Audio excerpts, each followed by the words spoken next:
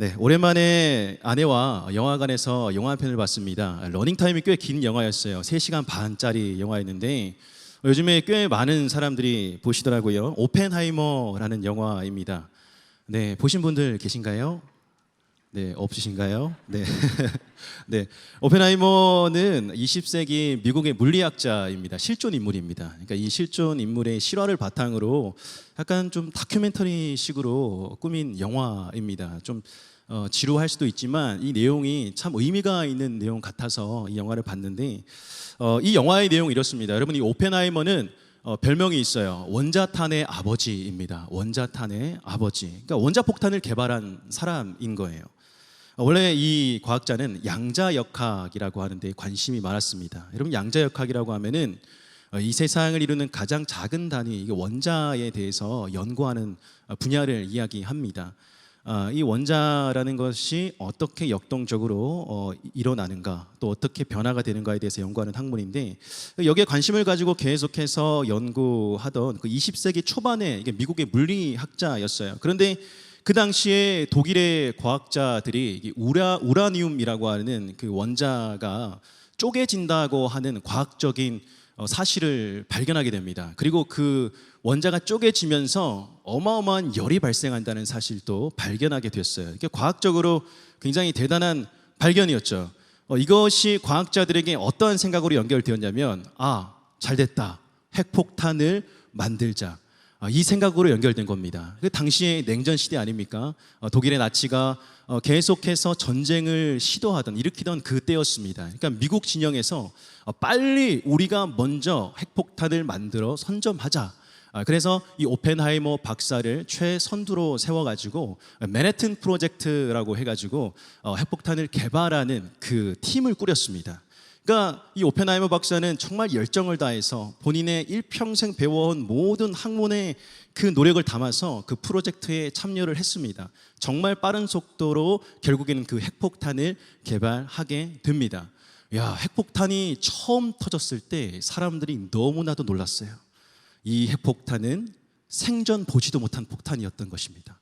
핵이 분열하면서 계속해서 반경 수십 킬로미터의 모든 물건들이 다 녹아져 내리는 거예요. 사람들이 이 핵폭탄을 개발한 이 오펜하이머 박사를 칭찬했습니다. 너무 잘했다. 우리가 정말 일평생 노력했던 그 모든 것의 결실을 보는 순간이구나, 이렇게 생각했습니다. 그 핵폭탄이 가장 먼저 사용된 곳이 어딘 줄 아십니까? 바로 일본 히로시마 나가사키라는 곳입니다. 그 당시 일본이 계속해서 정복 전쟁의 야욕을 펼쳤기 때문에 거기에 핵폭탄을 떨어뜨렸고 어마어마한 사상자가 발생했고 일본이 바로 항복하게 되었죠. 이 오펜하이머 박사가 잘됐다, 이 나의 생각으로 개발한 이 핵폭탄이 이제 전쟁을 종식시킬 수 있는 그러한 도구가 되었구나 라고 이렇게 생각을 합니다. 근데 그의 생각이 맞았을까요? 그의 생각은 틀렸습니다. 계속해서 사람들은요, 그 폭탄이 터지는 위력을 보면서 더 센 폭탄을 만들어야 되겠다, 수소폭탄까지 만들어야 되겠다. 그래서 각국에서 이 핵폭탄을 개발하기 위해서 경쟁이 붙습니다. 특별히 냉전 구도 체제로 계속해서 더 센 폭탄. 그러니까 이 핵폭탄이 개발되는 그 시점부터 전쟁의 두려움과 위협은 사라지지 아니하고 사람들에게 그 죽음의 그림자가 계속해서 더 심하게 드리워져 갔던 거예요. 많은 사람들이 그 핵폭탄이 터지는 모습을 보면서 거기에 피해를 입은 사람들, 그리고 그 상황 가운데 그 죽음에 놓인 사람들의 모습을 보면서 이것은 인간의 획기적인 발명품이 아니라 죽음의 문을 연 발명품이다. 그래서 노년에 이 오펜하이머 박사가 자신의 생각으로 지혜로 개발했던 이 핵폭탄을 가지고 심한 죄책감에 빠지게 됩니다. 그리고 그것을 더 이상 개발하지 않기로 결심하고 그냥 가만히 있었는데 세상은 그를 계속해서 정죄합니다. 그를 공산주의자라고 몰아붙이고 그의 노년이 참 순탄치가 않았어요. 결국에는 후두암으로 생명을 마무리하게 되었는데, 저는 이 영화를 보면서 딱 한 가지 명확한 사실을 깨달았습니다. 사람의 위대한 생각은 정말 위대하게 치명적일 수 있다라는 사실입니다. 사람의 아무리 위대한 생각이라 해도 그 위대한 생각은 모든 사람을 절망 가운데로 빠뜨릴 수 있다라는 사실입니다. 사람을 만물의 영장이라고 하죠. 왜? 생각할 수 있는 존재이기 때문에. 그런데 여러분, 이 생각할 수 있는 존재이긴 하지만 이 생각의 오류가 정말 많다는 사실을 먼저 깨달아야 합니다. 그래서 오래전부터 사람들이 이 생각의 오류를 점점 줄여보고자 어디 집중했냐면은 지혜라는 것에 집중하기 시작했습니다. 우리가 지혜라는 것이 있으면 이 세상을 살기 한결 수월하겠다라고 하면서, 여러분, 이 지혜라는 단어의 세상적 이 사전적인 정의가 무엇이냐면, 지혜의 사전적인 의미는요, 사물의 이치를 깨닫고 사물을 정확하게 처리하는 정신적인 능력을 의미합니다. 지식이 파편적으로 펼쳐져 있다면 그 지식을 활용해서 응용해서 창의적으로 그 문제를 해결하는 데 사용하는 것을 이야기합니다. 어떠한 것을 무엇을 바라냐라고 사람들에게 물었을 때 대부분 물질의 소유에 대해서 이야기하는데, 좀 아는 사람들은 무엇을 소유하기를 원하느냐면 지혜를 소유하기를 원합니다. 왜요? 그 지혜를 가지고 있으면 그 물질을 소유하는 방법도 알기 때문입니다. 언제든지 그것이 없어져도 다시 얻을 수 있는 방법을 이 지혜를 통해서 알기 때문에 세상 사람들은 이 지혜를 얻기를 갈망합니다. 그러나 여러분, 이 세상적인 지혜는 한계가 있습니다. 이 인간적인 생각에서 굴리고 또 굴리고 나온 생각인지라 이 생각 또한 인간의 이기심과 욕심과 또 인간의 어떠한 음란한 마음과 이것이 겹쳐지게 되면은 이것 또한 온전한 생각이 되지 않는다라는 것입니다. 그래서 성경은 우리에게 이 지혜를 구하라, 이 지혜를 찾으라, 이렇게 이야기합니다. 우리 잠언 9장 10절 말씀에 이렇게 나와 있습니다. 우리 잠언 9장 10절 말씀 함께 읽어보도록 하겠습니다. 시작. 여호와를 경외하는 것이 지혜의 근본이요 거룩하신 자를 아는 것이 명철이니라. 자, 우리 세상의 모든 지혜를 통틀어서 가장 최고봉의 지혜가 있으니 그 지혜는 바로 하나님께서 가지고 계신 지혜다. 그 지혜의 근원자 되신 분이 계신데 그 분이 최고의 지혜를 너에게 주실 것이다. 이렇게 성경은 이야기하고 있습니다. 이거 참 소망이 있는 말씀 아니겠습니까? 아무리 생각을 굴리고 또 굴려도 실패가 있고 실수가 있더라는 것입니다. 여러분, 이스라엘의 왕 솔로몬은 이 지혜가 무엇보다도 소중함을 알았습니다. 세상적인 지혜 말고요, 하나님께서 주시는 지혜, 하나님께서 성령의 감동으로 인해서 그 상황과 때마다 맞는 정말 최상의 방법을 허락해 주시는 그 지혜가 정말 그 인생에 필요함을 깨달았던 왕입니다. 일천번제를 드릴 때 하나님께서 그에게 나타나셔서 이렇게 말씀하셨죠. 내가 너에게 무엇을 줄꼬? 그때 솔로몬은 구했습니다. 하나님, 정말 이 많은 백성들을 올바르게 판결할 수 있는 듣는 마음을 허락해 주시옵소서. 그리고 하나님의 마음으로 이 백성들을 이끌어 갈 수 있는 그 지혜를 달라고 하나님 앞에 구했더니 하나님께서 세상의 지혜가 아니라요, 하나님의 지혜를 허락해 주셨고, 그 지혜는 세계 만방의 많은 사람들이 솔로몬의 지혜를 듣기 위해서 찾아오게끔 만들었어요. 그냥 가만히 있어도, 애쓰지 않아도 그 지혜가 충만하니까 많은 사람들이 그 지혜를 듣기 위해 세상에서 여러 곳에서 그를 찾아왔다는 것입니다. 솔로몬이라고 하면 여러분, 우리 자녀들을 위해서 솔로몬 왕처럼 되게 해주세요라고 했을 때 우리 마음속에 무엇이 가장 먼저 들이냐면 우리 솔로몬의 재물, 가장 먼저 솔로몬 왕에 대해 생각할 때 재물에 대해서 먼저 생각합니다. 근데 이 재물을 앞서서 뭐가 있었느냐라고 생각했을 때 바로 하나님께서 주시는 지혜예요. 이 지혜를 통해서 솔로몬은 모든 것을 얻게 된 왕입니다. 풍성하게 그 얻으려고 발버둥치지 않았는데도 하나님께서 정말 풍성하게 넘치도록 허락해 주셨다는 사실입니다. 사랑하는 성도 여러분, 우리가 이 자리에 기도하기 위해서 나왔습니다. 우리가 여러 가지를 참 구하게 됩니다. 앞에 놓인 문제들이 너무나도 많기 때문에 그 문제들 하나하나 하나님 앞에 아뢰면서 구합니다. 그런데 그 모든 문제들을 구하기에 앞서서 하나님의 지혜를 먼저 구하기를 소망하시는 여러분 되시길 축복합니다. 먼저 하나님의 지혜가 우리 가운데 충만하기를 간구하시길 바랍니다. 하나님, 나의 생각을 좀 바꿔주시옵소서. 하나님, 나의 판단을 바꿔주시옵소서. 하나님의 가장 좋은 생각이 내 마음과 생각을 주장하길 원합니다. 왜요? 하나님은 다 알고 계시니까요. 하나님은 우리를 창조하시고 영원토록 우리와 함께 하시며 그 시간과 공간을 초월하셔서 우리에게 가장 좋은 것을 주시는 선하신 하나님이시기 때문에요. 오늘 우리가 읽은 그 야고보서 1장 5절 말씀이요, 그 지혜를 구하는 그 방법, 그 과정에 대해서 좀 구체적으로 이야기해주고 있는 말씀입니다. 우리가 기도할 때 오늘 특별히 기도의 마스터 지혜를 구하는 기도에 대해서 함께 나눌 텐데, 정말 우리가 지혜를 구하는 기도를 해야 하는데 어떠한 단계를 거쳐서 우리가 그 지혜를 구하는 데까지 나갈 수 있고, 또 그 지혜를 얻은 사람은 어떠한 하나님의 축복을 받은 사람이 되는지, 오늘 말씀 우리 한번 다시 야고보서 1장 5절 말씀 같이 한번 읽어보도록 하겠습니다. 자, 시작. 너희 중에 누구든지 지혜가 부족하거든 모든 사람에게 후히 주시고 꾸짖지 아니하시는 하나님께 구하라. 그리하면 주시리라. 아멘. 야고보서 말씀이에요. 야고보서 말씀. 이 야고보서는 예수님의 형제로 알려져 있습니다. 이 서신이 기록될 당시에 이 로마의 압제가 심했던 시대였습니다. 믿는 사람들이 항상 이 시기에 핍박을 받았고, 특별히 유대인들 중에 개종한 유대인들, 이 원래 유대인들에게 굉장히 핍박을 받던 그 시절이었습니다. 그러니까 도망을 가고 싶었겠죠. 다른 데에 가도 항상 로마의 압제가 도사리고 있었기 때문에 예수 그리스도를 믿으면서 어디에서든지 올바른 판단을 하기가 쉽지 않았어요.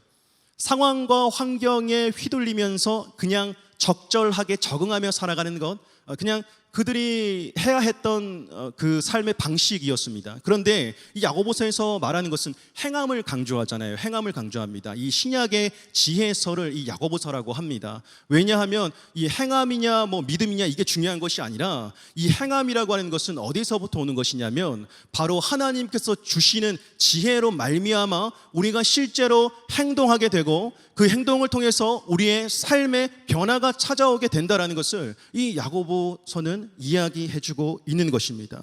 이 말씀을 자세히 보면요, 우리가 하나님께 구하면 누구든지 지혜를 받을 수 있다라고 이렇게 이야기하고 있어요. 근데 가장 먼저 어떠해야 되느냐? 지혜가 부족함을 먼저 깨달으라.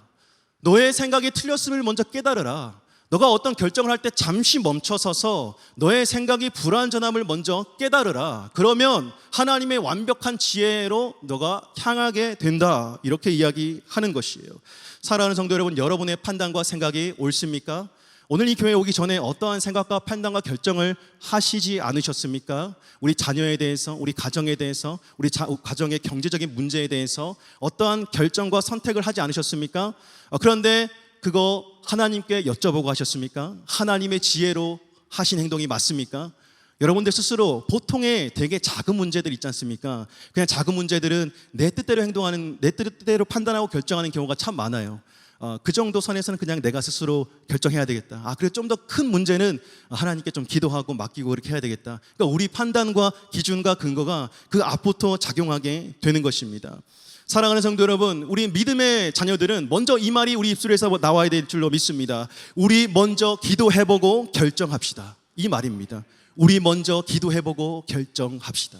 어떠한 판단에서 아주 사소한 일일까지도 우리 먼저 기도해보고 판단합시다. 하나님께 한번 여쭤보자는 거예요. 하나님께서 어떻게 생각하실까?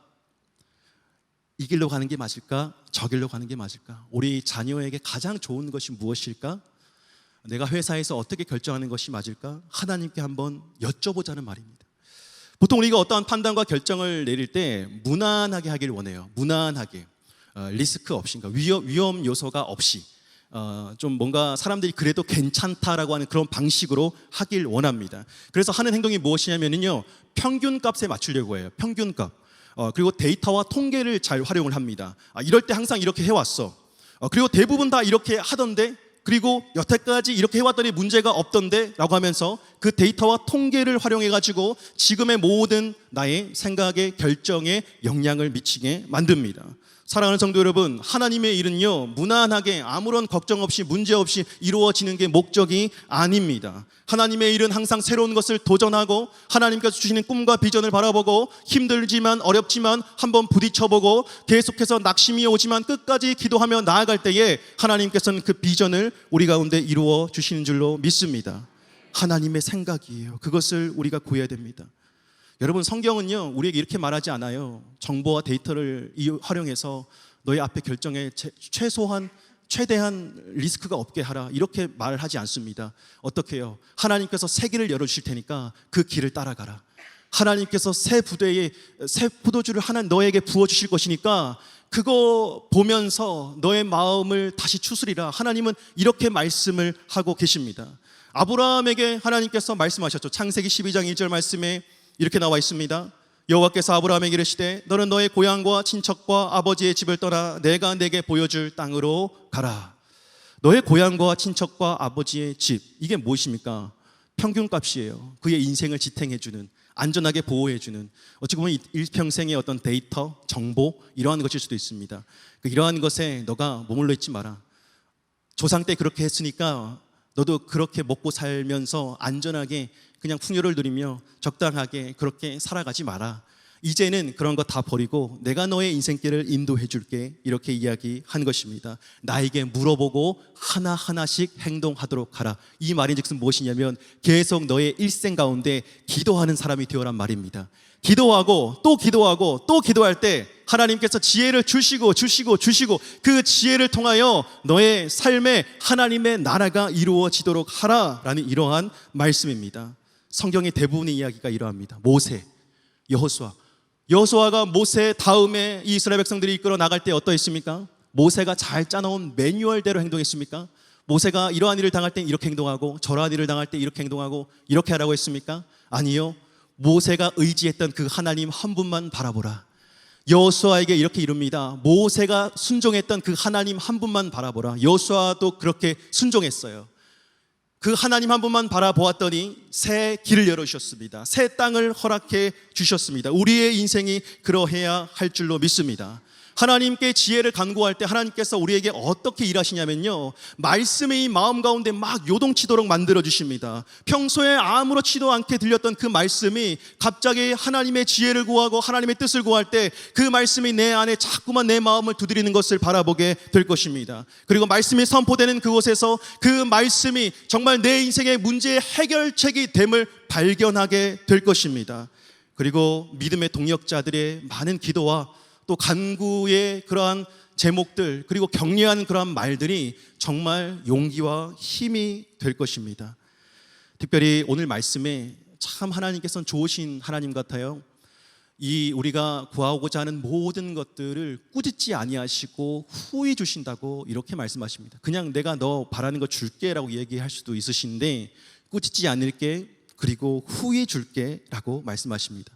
꾸짖지 않는다는 말은 여러분, 하나님께 구할 때 우리 인간적인 생각으로 자꾸만 사람의 판단과 사람의 어떤 평가, 이러한 것을 바탕으로 하나님께 나가는 경우가 많아요. 내가 인생을 잘못 살았지, 내가 인생에서 이런 결정을 하면 안 되었지, 내 잘못도 많은 것 같아 라고 하면서 이렇게 어떤 부분들을 자꾸만 제외하고 하나님 앞에 이야기하는 경우가 있는데, 하나님은 너의 모든 것을 다 알고 있다라고 말씀하십니다. 너의 모든 것을 이미 다 알고 있다. 인생에 대해서 잘못된 결정을 했던 그 순간까지도 하나님께서 너의 낙심과 슬픔과 절망이 있었던 그 자리, 너가 실수했지만, 너가 실패했지만 그 모든 순간 인간적인 연약함과 부족함도 내가 다 알고 있다라고 이렇게 말씀해 주십니다. 일단 너가 나에게 구하는 그 순간 나는 너를 꾸짖지 아니하고 정죄하지 아니하고 일단 모든 것을 제로 베이스에서 너의 문제를 해결하는 데 내가 집중하겠다라고 말씀해 주시는 거예요.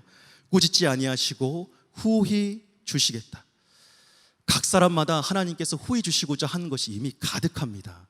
사랑하는 성도 여러분, 그건 믿으시기를 주님의 이름으로 축복합니다. 각 사람마다 각 상황에 맞게 후히 주시고자 하는 것들이 하나님 하늘 보물창고에 가득히 채워져 있습니다. 그렇다면 여러분, 이 교회 안에도 그렇지 않겠습니까? 하나님께서 이 상당교회 안에 주시고자 하는 상당교회만의 그 지혜, 하늘의 지혜가 예비되어 있지 않겠습니까? 여러분, 이제 한국교회가 기준을 어디에서 찾을 수 있다라고 생각하십니까? 예전에 코로나 이전이죠. 이전에 한국교회가 어디서 기준을 찾을 수 있을까라고 했을 때 소위 대형교회, 잘 되어진다라고 사람들이 말하는 그 교회를 벤치마킹을 했었어요. 대부분이 그 교회를 찾아가서 그 교회의 괜찮은 프로그램들, 또 괜찮은 일들, 어떠한 그러한 것들을 자꾸만 카피했습니다. 그리고 그것을 우리 교회에 맞게 적용을 했어요. 그런데 여러분, 이제 판이 바뀌어 갑니다. 판이 점점 바뀌어 갑니다. 세상이 먼저 그걸 우리에게 보여줬고요. 교회도 마찬가지입니다. 코로나 시대를 지나고 나서 뉴 노멀이라고 하잖아요. 기준이 달라지고 있대요. 기준이 달라지고 있고 이제 새로운 기준에 계속해서 적응해 나가야 되는 시대라고 합니다. 이 교회도 마찬가지예요. 점점 판이 바뀌고 있는 중에 있습니다. 성도님들이 어떠한 교회를 가장 찾길 원할까요? 어떠한 교회를 가장 가길 원할까요? 정말 이 마음 가운데 성령의 임재하심과 하나님의 살아계심과 하나님이 내 삶의 역사하심을 바라볼 수 있고 그것을 체험할 수 있는 그 교회예요. 그렇게 말씀을 증거하는 목자와 교회가 있는 그곳으로 가고 싶어 합니다. 그곳을 다 바라보고 있는 것이에요. 왜요? 코로나 시기 때에 정말 치명적으로 영적인 갈급함을 느꼈기 때문에, 답답함을 느꼈기 때문에 그러한 교회를 찾고 있는 중입니다. 판이 계속해서 바뀔 거예요. 그러한 교회는 점점 살아나게 될 것입니다. 그러한 교회는 점점 영향력을 얻어 점점 하나님께서 부어주시는 교회가 될 것입니다. 바르게님이 청주상당교회가 하나님의 성령의 거룩한 기름 부으심으로 말미암아 많은 성도님들 마음 가운데 살아 역사하시는 예수 그리스도가 실제가 되어지는 그러한 능력이 선포되어지는 은혜의 교회가 되기를 주님의 이름으로 간절히 축복합니다. 이제 우리 교회는요, 기도하기 시작한 교회가 되었습니다. 기도하기 시작했어요. 이제 모든 성도님들의 각자의 삶의 자리에서, 가정에서, 또 기업에서, 또 직장에서, 모든 삶의 환경 가운데서 여름 수련회를 이후로 우리 교회는 기도하기 시작했습니다. 한 개인과 한 교회가 기도하기 시작했다는 것은 실로 엄청난 일입니다. 기도하기 시작했다는 것은 이제 받을 준비를 하면 된다라는 것과 똑같아요. 하나님께서 우리에게 이제 하늘의 생각들을 부어 주실 겁니다. 실로 엄청난 하나님의 지혜가 기도하는 사람들에게만 부어지는 거예요. 기도하는 개인과 교회 가운데 부어지게 되는 거예요. 사랑하는 성도 여러분, 하나님 앞에 끝까지 구하시길 바랍니다. 힘들고 어렵더라도 끝까지 기도의 자리를 놓치지 않기를 소망합니다. 결국 하나님께서 우리 가운데 역사하심을 바라보게 될 것입니다. 지나고 나면 결국 하나님께서 이렇게 일하셨구나 라고 고백할 수밖에 없게 될 것입니다. 저는 이번 여름 수련회, 전균 여름 수련회를 담당했었습니다. 하나님 앞에 그 어느 때보다도 이 여름 수련회를 담당하면서 섬기면서 기도를 많이 했던 것 같아요. 이 사역자의 축복은 뭐냐면 이 반강제적으로라도 기도할 수밖에 없는 그 자리에 선다는 것이 정말 큰 축복인 것 같습니다. 목사도 기도하기 참 힘들고 어려울 때가 많거든요. 육신인지라 참 게으르고 또 나태해질 때가 있고 그렇습니다. 그래서 하지만 하나님께서 이렇게 반강제적으로 밀어넣는 그 기도의 자리, 정말 힘들다 어렵다라고 하지만 지나고 나면은 그 기도로 하나님께서 부어주시는 은혜가 너무나도 큼을 바라보게 됩니다. 이번 수련의 주제가 하늘의 문을 여소서 기도라는 주제였잖아요. 그래서 우리 수련회 팀원들이 처음에 담임목사님께서 기도라는 주제를 탁 잡아주셨을 때 정말 비장한 분위기였어요. 기도, 비장한 분위기. 무엇보다도 기도가 필요하다는 것에 공감을 했었고, 그리고 하나님께서 기도를 통해서 우리 가운데 어떤 일을 행하실까라는 그러한 영적인 기대감이 있었기 때문입니다. 그리고 이 기도라는 것이 영적인 전쟁이잖아요. 영적인 전쟁. 그냥 우리가 기도하면 뭐 그냥 행위가 아니라 이 영적인 싸움이 일어나는 그러한 고군분투해야 되는 그런 행위잖아요. 그러니까 우리 팀원들이 정말 비장한 각오로 우리 먼저 기도합시다 이런 말들이 나왔어요. 우리 먼저 기도합시다. 뭐 기도문 만들어서 성도님들 뭐 기도하게 하고 이것도 참 좋지만 우리가 먼저 기도하지 않으면 최전방에 선 사람들이 먼저 무너져 버리면 이 모든 것이 다 끝나는 것이 아니겠습니까? 그래서 같이 우리 먼저 기도합시다라고 해가지고 하루씩 금식기도, 그러니까 금식기도가 여러분 그 모든 흉악의 결박들을 끊어내고 그 어둠의 세력들을 떠나가게 만드는 정말 우리의 능력 있는 기도잖아요. 그래서 우리 하루씩 돌아가면서 릴레이로 금식기도 하자라고 하면서 그렇게 결정을 하였고, 그리고 담당 장로님하고 저는 하루 기도는 조금 부족한 것 같아가지고 3일 금식기도 합시다라고 이렇게 이야기가 됐습니다. 3일 금식기도. 저는 뭐 이전에 신대원 다닐 때 금식기도 좀 나름 좀 많이 했다라고 생각을 해가지고 3일 금식기도 괜찮습니다, 할 수 있습니다 라고 이렇게 자신감 있게 이야기했는데 실제로 참 너무 힘들었습니다. 너무 어려웠습니다. 그 금식 기도를 하고자 결정했고 그것을 선포하고 우리 팀원들이 정말 이렇게 매일마다 기도하면서 이 수련회를 준비했습니다. 제가 3일 금식 기도하기 전날에 한 집사님께서 저에게 연락이 오셨습니다. 목사님, 제가 밥 한 끼 대접하고 싶습니다. 왜일까요? 3일 금식하니까 왠지 이 3일치 먹을 거를 미리 좀 이렇게 목사님께 드리면 목사님이 힘들지 않겠지라는 그런 정말 이 목자를 생각하고 챙기는 마음이 있으셨던 거예요. 그래서 고기를 사주시겠다는 거예요. 고기. 여러분 그렇잖아요. 목사가 3일 금식기도 하는데 전날에 고기로 배불리 막 이렇게 먹고 기름진 거 먹고 왠지 그렇게 하면 그 다음날에 설사가 막 나올 것 같은 그런 느낌이었어요. 하나님께서 벌하실 것 같은 그런 느낌이 들어가지고 야 너의 그 간괴함을 내가 알고 있다라고 이렇게 말씀하실 것 같아가지고 아닙니다 집사님 저희 근처에 가서 추어탕 한 그릇 같이 먹으면 좋겠습니다 라고 해서 추어탕을 먹으러 갔어요. 한 그릇 먹으러 갔는데 참 이게 영화의 한 장면 같았어요. 이제 내일 뭔가 이렇게 일을 앞두고 같이 추어탕을 함께 먹으면서 우리 집사님이 계속 이 마음이 쓰였는지 우리 목사님 뭐 좀 더 드셔야 되는데 더 드셔야 된다 하면서 여러분 그 단백질을 보충할 수 있는 게 뭐가 있겠습니까? 미꾸라지밖에 더 있겠습니까?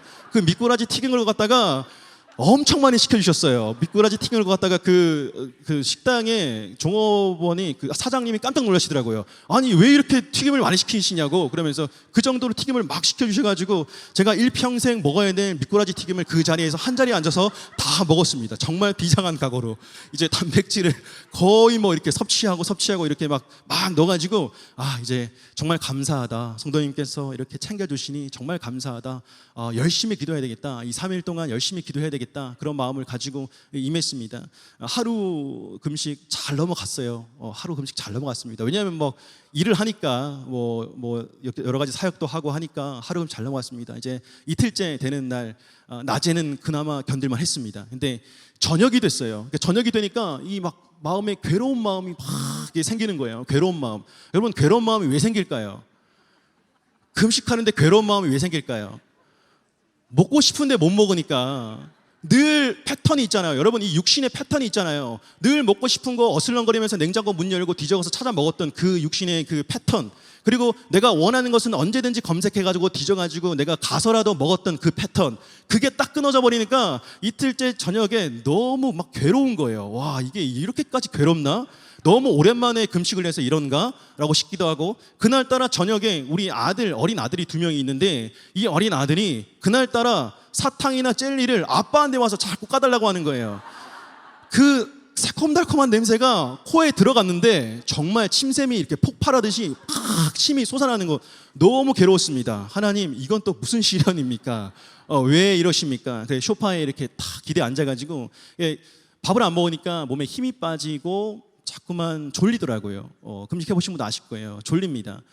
제가 신대원에 있을 때는 길게 막 5일 금식기도도 해봤는데 그때는 그냥 가만히 생각해 보니까 침대에 가만히 누워서 이렇게 했던 것 같아요. 누워가지고 이렇게 성경책 보면서 그렇게 했던 것 같은데 막 일을 하면서 하니까 에너지가 많이 소비되니까 소파에 기대가지고 계속 졸리는 눈 깜빡깜빡거리면서 애들 노는 거 바라보면서 하지 마라 하다가 잠깐 잤다가 일어났다가 이렇게 했는데, 그런 저의 모습을 보면서 제가 어떠한 마음이 떠올랐냐면은 이런 마음이었어요. 참 연약하다. 참 연약하디 연약한 존재구나. 2끼 안 먹었다고 그렇게 괴로워?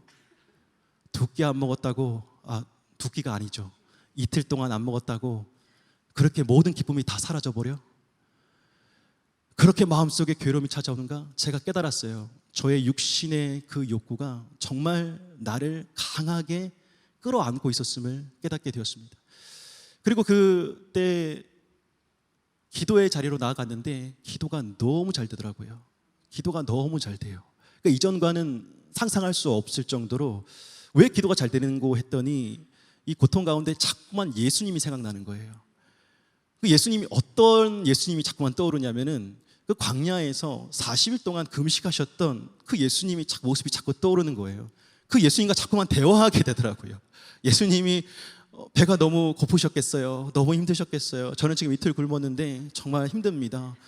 죽을 것 같습니다. 어떻게 됩니까? 그냥 이틀만 하고 그렇게 3일째 밥을 먹을까요? 막 이렇게 예수님과 이렇게 대화하게 되더라고요.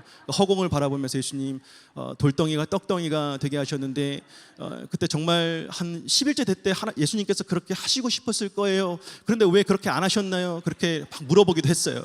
근데 예수님께서 또 그렇게 제 마음 가운데 감동을 주시더라고요. 예수님이요 그때 40일 금식할 때 무슨 생각을 하셨냐면 하나님 아버지에 대한 생각을 깊이 하셨다고 제 마음속에 감동을 주셨어요. 하늘 아버지에 대한 생각을 깊이 하셨다고. 제가 금식하니까 기도하니까 자꾸만 이 예수님에 대해서 깊이 생각이 되는 거예요. 예수님이 막 살아서 내 옆에 계시는 것 같아요. 그러니까 막 기도하게 되고 회개하게 되고 막 눈물이 나게 되고, 그리고 참 회개를 많이 했던 게, 여러분 맛집 많이 찾아다니시잖아요. 그러니까 우리가 너무 풍요로움에 젖어 있어요. 이 풍요로움이 뭔가 요즘에 방송도 맛집을 그냥 뭐 국내에만 찾아다니는 것이 아니라 전 세계적으로 막 찾아다니면서 이 맛집을 가보고 막 사진 찍어 올리고 그런 것들 많이 하잖아요. 근데 하나님께서 저 또한 그렇게 맛있는 곳을 찾아서 헤매이던 그 모습을 기도 중에 계속해서 보여주시면서 제 마음속에 어떤 하나님의 생각을 허락해 주셨냐면은, 너가 그렇게 육신의 양식을 찾아서 헤매이고 갈구하던 것처럼 그 하늘의 양식을 한번 사모해 본 적이 있니? 너가 그렇게 먹는 거 생각날 때마다 찾아 먹고 냉장고 뒤져서 먹고 정말 그거 아니면 안 될 것처럼 그렇게 기를 쓰고 먹었던 것처럼 이 하나님께서 주시는 그 하늘의 양식에 정말 갈구해 본 적이 있니? 나는 너의 일평생에 정말 하늘의 양식을 갈구하며 그 인생의 생명력을 얻은 인생으로 살아가길 원한다 라고 하나님께서 성령의 감동으로 제 마음 가운데 그러한 마음을 허락해 주셨습니다. 사랑하는 성도 여러분, 오늘 이 자리에 우리가 나왔습니다. 오늘 이 자리에 나와서 또 구할 거예요. 우리가 무엇을 입을까, 무엇을 먹을까, 무엇을 마실까, 이러한 것들 구할 수밖에 없습니다. 연약한 인생이기 때문에. 근데 여러분, 이러한 모든 것들, 그리고 우리가 육신의 안식을 누리고자 찾아다니고 먹고 마시고 즐기는 모든 것들, 네, 좋습니다. 그렇게 하셔서 안식과 평안을 누리시길 바랍니다. 그런데 그 모든 것에 앞서서 우리의 생명의 근원을 좌지우지하고 계시는, 우리의 인생의 가장 근본을 알고 계시는, 우리의 인생을 가장 잘 인도해 주시는, 늘 하늘의 거룩한 생각들을 부어주시는 그 하나님의 지혜가 저와 여러분들 가운데 먼저 있게 되기를 주님의 이름으로 간절히 축복합니다. 먼저 그 하늘의 지혜가 우리의 생각을 휘감게 되기를 주님의 이름으로 축복합니다. 먼저 우리의 마음과 생각 가운데 무엇을 입을까, 무엇을 마실까, 무엇을 먹을까 걱정하는 것이 아니라, 하나님 오늘 어디에 계십니까? 하나님 오늘 어디에 계십니까? 나는 그 하나님을 만나고 싶습니다. 그 하나님을 보고 싶습니다.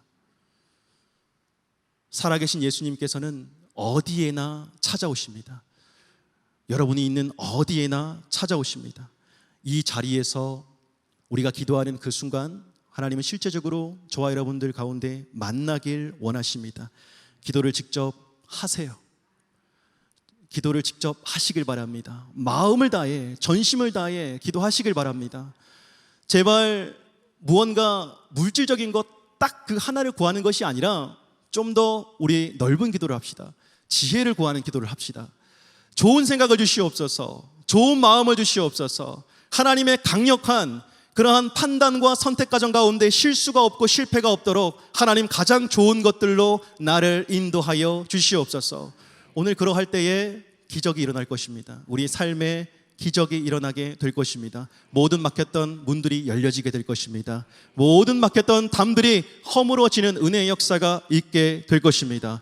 오늘 이 자리에서 정말 주님 앞에 마음껏 기도하고 부르짖는 저와 여러분 되시기를 주님의 이름으로 간절히 축복합니다. 살아계신 하나님 아버지, 감사합니다. 사모하는 마음을 가지고 주님 앞에 나와 마음껏 주님을 찬양하며 뜨겁게 부르짖으며 기도하며 하나님 어떻게 이번 하반기를 살아가야 될지 하나님 거룩한 마음을 부어주시니 참으로 감사를 드립니다. 하나님 지나간 8개월 동안 참 열심히 달려왔습니다. 지독하게도 더웠던 폭염과 폭우와 장마와 지리하게도 참 끝나지 않았던 여러 가지 그런 어려운 그런 상황들 속에서 아침 저녁으로 선선한 바람이 불고 오늘 9월 1일 이제 가을의 첫 문을 엽니다. 하나님 아버지, 지금까지도 열심히 살아왔고 나름대로 하나님께서 은혜를 더하여 주셔서 참으로 풍성한 열매를 거두면서 살아왔지만 하나님, 남은 시간들 주님 앞에 온전한 마음을 가지고 겸손한 심령을 가지고 매달리며 기도할 때 하나님께서 폭포수와 같은 은혜와 능력을 허락해 주실 줄로 믿습니다. 무엇보다도 하늘의 지혜를 사모하는 자들 되게 하여 주시옵소서. 우리의 한 줌밖에 안 되는 지식과 별것 아닌 경험을 의지하지 않게 하시고 교만하고 자고하고 자랑하고 하나님 잘난 척했던 우리의 모든 것들을 십자가 앞에 다 내려놓게 하시고 주님 앞에서 철저하게 낮아지며 겸손해지며 신실한 모습으로 하나님의 지혜를 구하는 우리 모든 성도님들 다 되게 하여 주시옵소서. 하나님, 인간적인 지식이나 세상적인 경험이 아니라 창조주 되시는 하나님, 시공간을 초월해서 모든 것의 정답을 갖고 계시는 그 하나님 앞에 날마다 겸손하게 아뢰게 하시고 주의 말씀 앞에 엎드리는 저희들 다 되게 도와 주시옵소서. 나라 민족을 주님 앞에 의탁을 드리며 기도하였습니다. 세계 선교와 열방을 위해서 기도하였습니다. 하나님, 불쌍히 여겨 주시옵소서. 하나님, 대통령과 모든 위정자들에게 선한 마음, 정직한 마음을 허락하여 주시옵소서. 하나님, 여러 가지 그런 상황과 사실이 하나님 인간적인 욕심이나 당리당략에 의해서 왜곡되어 해석되지 않게 하시고 그 모든 것들이 잘못된 행정적인 모습으로 나타나지 않게 하여 주시옵소서. 하나님, 세계 열방에 나가서 수고하시는 모든 선교사님들 우리가 더욱 열심히 기도하게 하시고 선교적 교회라는 초심을 잃어버리지 않는 우리 상당교회가 되게 하여 주시옵소서. 하나님, 더욱더 열심히 기도하고 매달림으로 말미암아 연약한 우리 환우들 주님께서 굽어 살펴 주실 때에 급속한 치유가 있을 줄 믿습니다. 성령 하나님 역사하여 주시고 굽어 살펴 주시옵소서. 불쌍히 여겨 주시옵소서. 하나님, 치유의 손길을 허락하여 주시옵소서.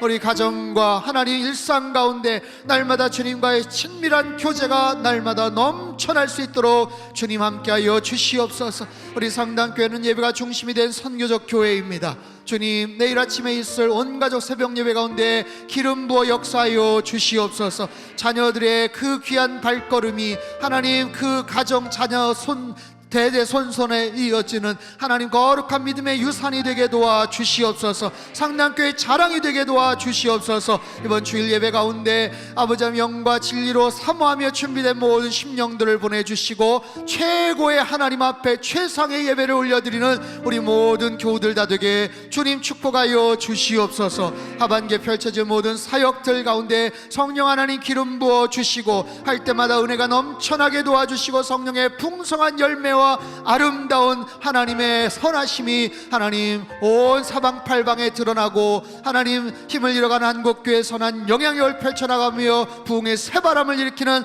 우리 상당교회가 되게 축복하여 주시옵소서. 이전에도 귀한 물질 주님 손에 의탁드리는 손길들 위에 하늘의 신령한 복과 땅이 기름진 모로 넘치도록 부어 역사하여 주시고 하나님의 불이 쓰여지는 모든 곳마다 하나님의 영광이 찬란하게 비춰지게 하여 주시옵소서. 이제는 우리 주 예수 그리스도의 크신 은혜와 하나님 아버지의 극진하신 사랑하심과 성령님의 교통하심의 역사가 하늘의 지혜를 구하며 날마다 주님과 동행하며 아름답고 풍성한 열매로 주께 영광 올려드리기를 간절히 소망하는 예배드린 주의 백성들 그들의 가정과 일터와 건강과 자녀들의 앞길 위에 이 나라 민족 흩어진 모든 열방 위에 이제로부터 영원토록 함께 하시기를 간절히 축원하옵나이다. 아멘.